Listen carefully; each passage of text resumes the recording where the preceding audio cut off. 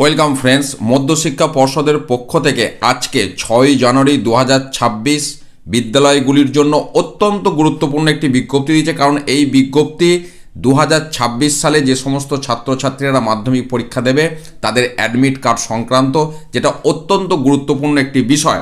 এবং যেটা বলা হচ্ছে, এই অ্যাডমিট কার্ড পর্ষদের যে সমস্ত রেসপেক্টিভ ক্যাম্প অফিস আছে সেখান থেকে ডিস্ট্রিবিউট করা হবে, মানে দেওয়া হবে।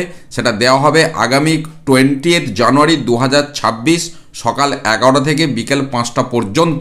যে কারণে সমস্ত মাধ্যমিক বিদ্যালয়ের বা উচ্চ মাধ্যমিক বিদ্যালয়ের যারা প্রধান শিক্ষক শিক্ষিকা আছেন বা তাদের অথরাইজড পার্সনকে দিয়ে ওই অ্যাডমিট কার্ডগুলি কালেক্ট করতে হবে নির্দিষ্ট তাদের যে সংশ্লিষ্ট ক্যাম্প অফিস সেখান থেকে।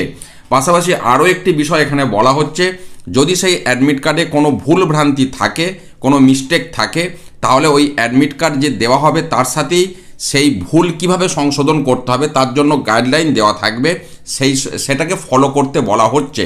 অর্থাৎ ছাত্রছাত্রী এবং বিদ্যালয়গুলির জন্য এটি একটি অত্যন্ত গুরুত্বপূর্ণ বিজ্ঞপ্তি। এবং ছাত্রছাত্রীদের বলবো, তোমরা 20 তারিখেই যেন বিদ্যালয়ে চলে যেও না অ্যাডমিট কার্ডগুলি আনার জন্য। বিদ্যালয়ে তোমরা খোঁজ খবর নেবে, একদিন বা দুদিন পর তোমাদের হাতে এই অ্যাডমিট কার্ডগুলি তুলে দেবে বিদ্যালয় কর্তৃপক্ষ। তো এই বিষয়টি আমি একটু অনুরোধ করব সকলকে শেয়ার করার জন্য, কারণ সমস্ত ছাত্রছাত্রীর এই বিষয়টি জানা প্রয়োজন।